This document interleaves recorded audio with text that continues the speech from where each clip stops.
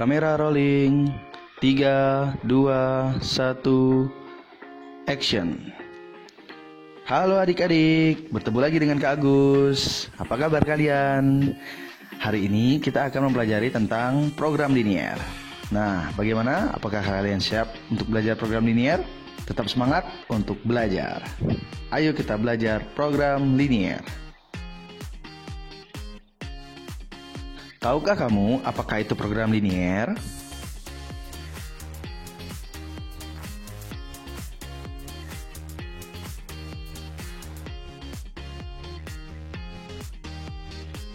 Suatu program untuk menyelesaikan permasalahan yang batasan-batasannya berbentuk pertidaksamaan linier itu disebut dengan program linier.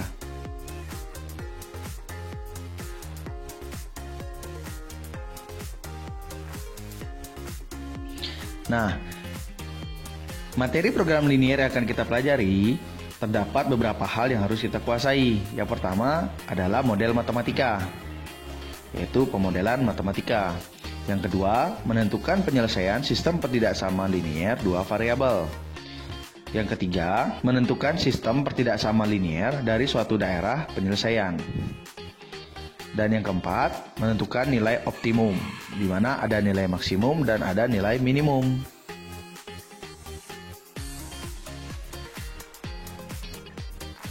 Dalam kehidupan sehari-hari, sering dijumpai aplikasi program linier, seperti pembangunan perumahan atau apartemen, pemakaian obat-obatan dalam penyembuhan pasien, pemakaian tanah untuk lahan parkir, masalah transportasi, dan lainnya. Pada aplikasi program linier, sering dijumpai istilah terbesar ataupun terkecil dari sejumlah batasan yang berupa pertidaksamaan linier. Secara umum, program linier terdiri atas dua bagian, yaitu fungsi kendala dan fungsi objektif.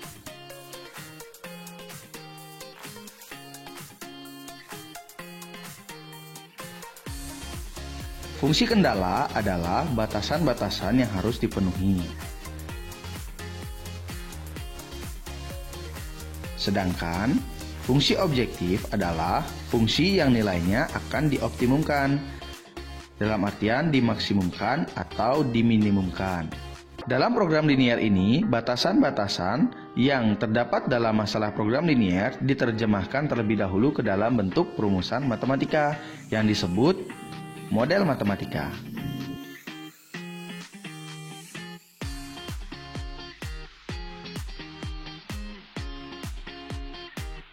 Tahukah kamu apa itu model matematika?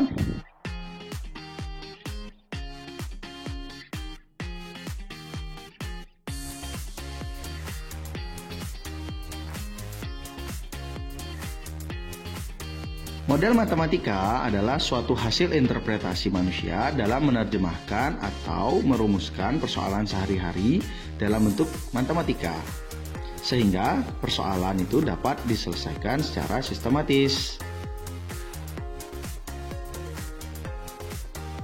Bagaimana adik-adik? Apakah sekarang kalian sudah mengetahui tentang program linier? Selanjutnya, kita akan mencermati bagaimana memodelkan sebuah masalah.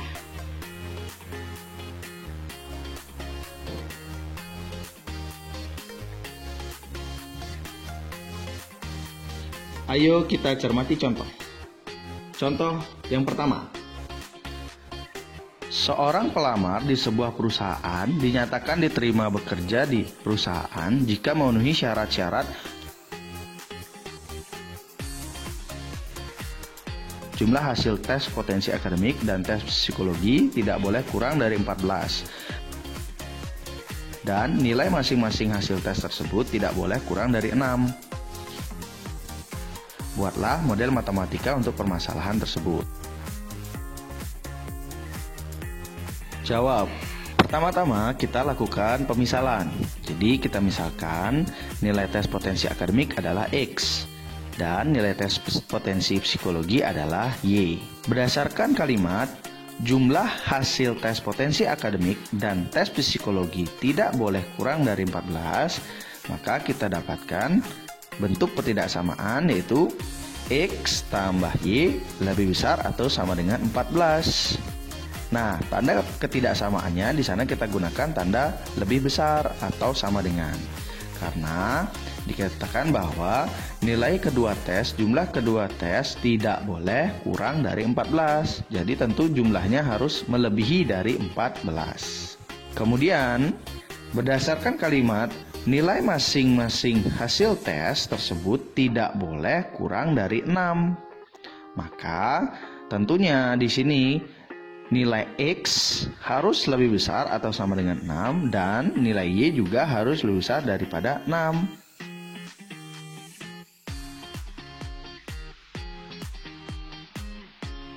Nah, bentuk inilah yang kita sebut pemodelan matematika dari permasalahan tersebut di atas. Bagaimana adik-adik? Bisa kalian pahami? Agar lebih memahami, ayo kita lanjut ke contoh yang kedua.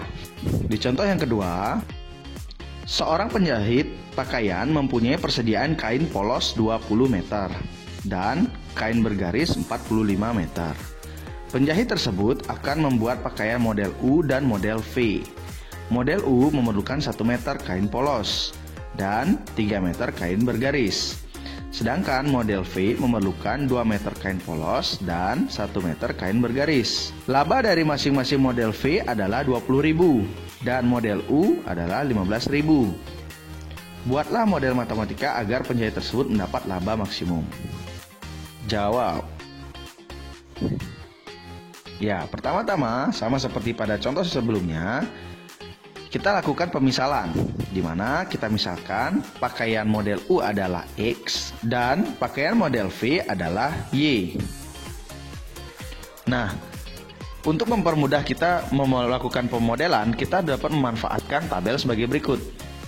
Di sini ada jenis pakaian, ada model U, model V, tersedia, kain polos, dan kain bergaris, dan juga ada laba. Nah, berdasarkan kalimat-kalimat yang ada, kita akan mengisi tabel-tabel yang sudah disediakan.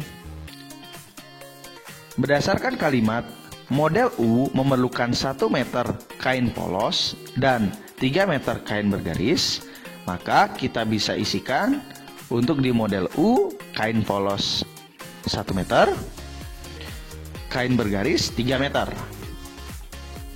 Berdasarkan kalimat model V memerlukan 2 meter kain polos dan 1 meter kain bergaris, maka kita bisa isikan tabel pada bagian model V, kain polos 2 meter, kain bergaris 1 meter.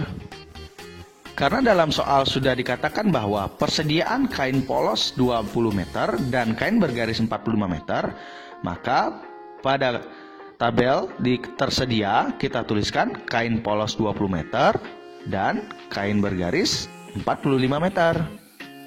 Dan yang terakhir, berdasarkan kalimat laba dari masing-masing model V adalah 20.000 dan model U adalah 15.000, maka pada tabel kita nyatakan model U 20.000 dan model V 15.000. Berdasarkan tabel tersebut, kita dapatkan fungsi kendala, yaitu X tambah 2Y kurang dari atau sama dengan 20.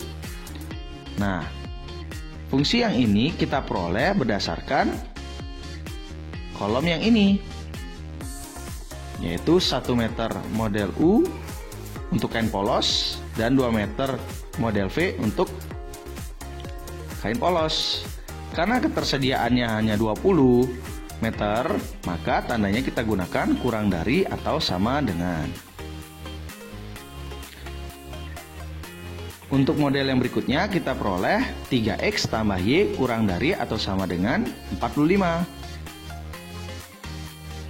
Model yang ini kita peroleh berdasarkan kolom kain bergaris, di mana terdapat 3 meter untuk model U dan 1 meter untuk model V. Karena ketersediaan kain bergaris ada hanya 45 meter, maka tanda yang kita gunakan adalah kurang dari atau sama dengan. Jadi modelnya 3X tambah Y kurang dari atau sama dengan 45. Dan fungsi objektifnya itu adalah 20.000 X ditambah 15.000 Y. Kita peroleh dari kolom laba. Nah, bagaimana dengan nilai X dan Y? Karena sebuah benda dalam kehidupan sehari-hari pastilah suatu bilangan positif.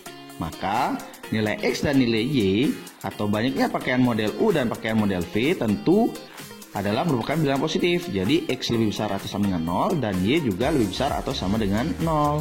Jadi dapat kita simpulkan bahwa model matematikanya yaitu adalah fungsi kendalanya terdiri dari X tambah 2Y kurang dari atau sama dengan 20, 3X tambah Y kurang dari atau sama dengan 45, X lebih besar atau sama dengan 0, dan Y lebih besar atau sama dengan 0.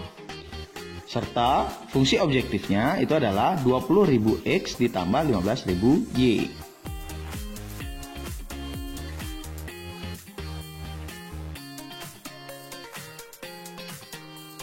Bagaimana adik-adik? Kalian sudah mencermati penjelasan dari kakek dengan baik kan? Apakah kalian sudah dapat memahami pemodelan matematika? Nah, jika kalian masih belum paham, nanti kalian bisa putar ulang videonya lagi ya. Pada video berikutnya, kita akan mempelajari tentang penyelesaian sistem pertidaksamaan linier. Terima kasih. Sampai jumpa di video pembelajaran berikutnya.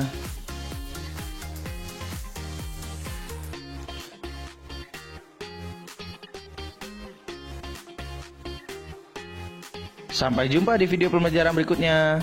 Jangan lupa untuk like dan subscribe video ini ya. Dadah.